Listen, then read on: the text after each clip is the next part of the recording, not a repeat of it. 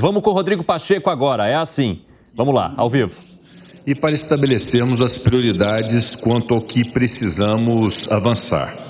Nos últimos 200 anos, desde a criação do Poder Legislativo brasileiro, o Congresso Nacional enfrentou uma série de desafios que puseram à prova não apenas a sua permanência, mas também a sobrevivência da própria democracia brasileira. O Legislativo foi atacado, fechado ou dissolvido em diversas ocasiões, em tempos de governantes autoritários e refratários às liberdades individuais e mesmo à noção pura e simples de democracia. Diante desses desafios históricos e contemporâneos, mais do que nunca se faz necessário o fortalecimento da autonomia parlamentar. Proteger os mandatos parlamentares é proteger as liberdades. Liberdade de consciência, liberdade religiosa, liberdade de imprensa. Proteger a tão necessária liberdade de expressão, que não se confunde com liberdade de agressão. O Congresso Nacional é o principal bastião da defesa da democracia brasileira. O mais democrático dos poderes nacionais. Sua força decorre de suas características eminentemente políticas. O embate constante de ideias, a liberdade de crítica e a tomada de decisões representativas da vontade popular. É o mais democrático dos poderes, insisto, pois o controle externo exercido pela sociedade sobre o legislativo manifesta-se de forma decisiva a cada eleição, momento em que os cidadãos têm a oportunidade de reavaliar e reafirmar a legitimidade de seus representantes. Em seu terceiro século, o Congresso Nacional se prepara para lidar com os novos desafios trazidos pela marcha ininterrupta da evolução da sociedade. A população brasileira demanda por formas mais efetivas de inclusão social e também de participação popular nas decisões políticas. Num cenário em que a democracia representativa se depara com outras formas de legitimidade e de expressão da opinião pública. Nesse sentido, reitero o nosso compromisso com a pauta socioeconômica para 2024. O pressuposto do desenvolvimento social e humano é o desenvolvimento econômico.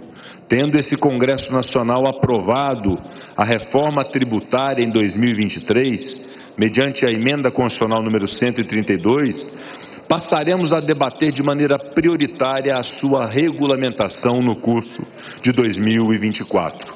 Mas uma outra obrigação se apresenta ao aprovarmos uma reforma tributária para o Brasil: a desburocratização do Estado brasileiro, a definição de diretrizes adequadas para finanças públicas sustentáveis, o combate a privilégios e desperdícios com o dinheiro público, a discussão sobre a qualidade do gasto público e o tamanho do Estado brasileiro são desafios que se impõem ao Congresso Nacional.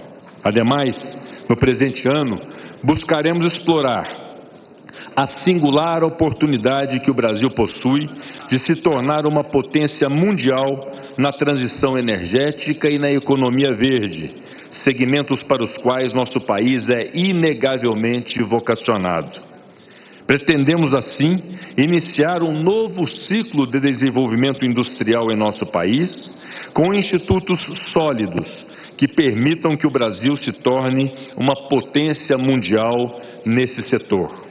Além disso, é imperativo avançarmos na regulação da inteligência artificial e das plataformas de redes sociais, principalmente quanto à imposição de responsabilidades na veiculação de informações, a fim de mitigar externalidades negativas e, ao contrário, potencializar benefícios à sociedade de tecnologias que têm esse potencial disruptivo exponencial. Aliás, até o mês de abril do ano corrente, pretendemos apreciar no Senado Federal o projeto de lei número 2.338 de 2023, sob a relatoria do senador Eduardo Gomes, que dispõe justamente sobre o uso da inteligência artificial no Brasil. Estaremos atentos à reformulação do sistema eleitoral, codificando de uma maneira definitiva preceitos e princípios que norteiam a justiça eleitoral brasileira. E avaliaremos, senhores parlamentares, senhoras parlamentares, sempre junto à sociedade sem intransigência, o fim da reeleição, a coincidência e prazo de mandatos e a forma de financiamentos de campanhas eleitorais. Esta é uma prioridade do Senado Federal.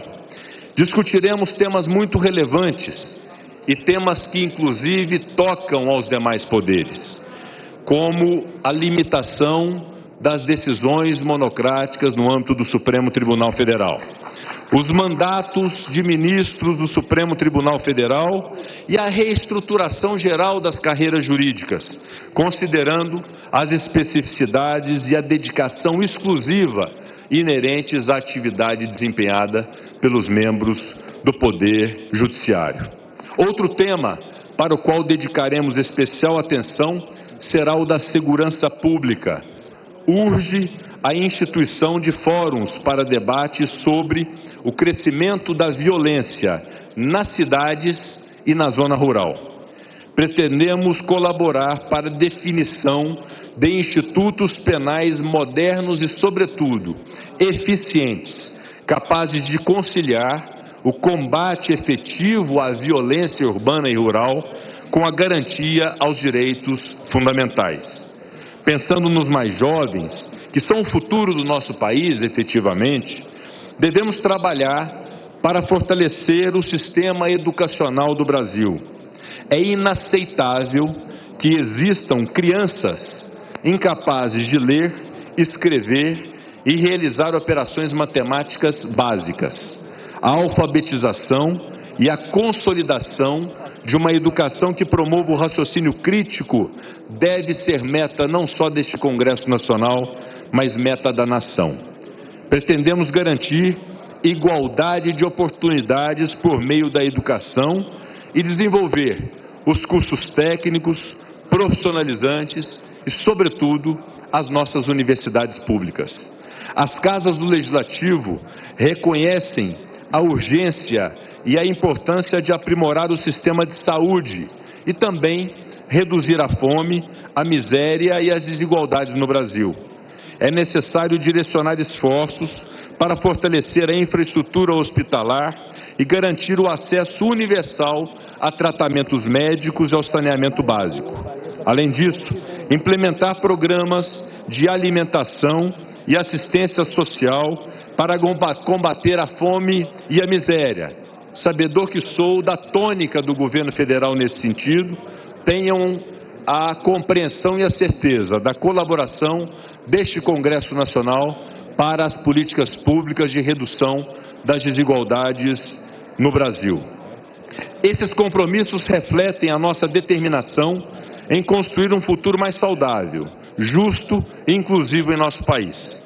Trabalharemos para aprimorar a maneira como atuam os poderes da República, inclusive os poderes executivo e judiciário, sempre prezando de nossa parte pelo diálogo e pelo respeito mútuo, algo essencial para garantir mais segurança jurídica e, consequentemente, o progresso socioeconômico nacional. Somente a atuação colaborativa, transparente e harmônica de cada um dos poderes nas 3 esferas de governo é capaz de proporcionar que os governantes efetivem as políticas públicas necessárias ao desenvolvimento da nação e de cada indivíduo brasileiro. Enquanto representantes do povo brasileiro, é nosso dever, como Congresso Nacional, manter uma postura de equilíbrio, de imparcialidade e de independência. Nosso compromisso transcende as fronteiras partidárias e ideológicas, pois somos representantes de toda a nação com todas as suas diversidades. Reafirmo o compromisso com o espírito republicano que sempre norteou a atuação deste Congresso Nacional. O Parlamento continuará a ser o bastião da democracia, zelando pela transparência, justiça social e o bem-estar dos brasileiros. Concluo reafirmando a intransponível importância do Poder Legislativo para o desenvolvimento harmônico de nosso país. Esse Congresso é incontestavelmente, insisto, a mais democrática das instituições do nosso Estado. É, portanto, com os ouvidos atentos aos reclames e desejos da população e a voz pronta para se levantar em defesa dos direitos de cada um dos brasileiros, que os membros desse Parlamento se apresentam aqui hoje, perante a nação, para o início dos trabalhos legislativos do ano de 2024. Prosseguimos, fortalecidos pelo nosso trabalho conjunto no Congresso Nacional, no Senado Federal e na Câmara dos Deputados, na construção de um país melhor para todos. Eu agradeço a presença de todas as autoridades que nos prestigiaram, os representantes dos corpos diplomáticos, membros do Poder Executivo e do Poder Judiciário, todos os parlamentares, deputados, deputadas federais, senadoras, senadores da República, os representantes dos órgãos de imprensa que cobriram esta sessão solene. Agradecendo a todas as senhoras e os senhores, declaro encerrada a presente sessão. Muito obrigado.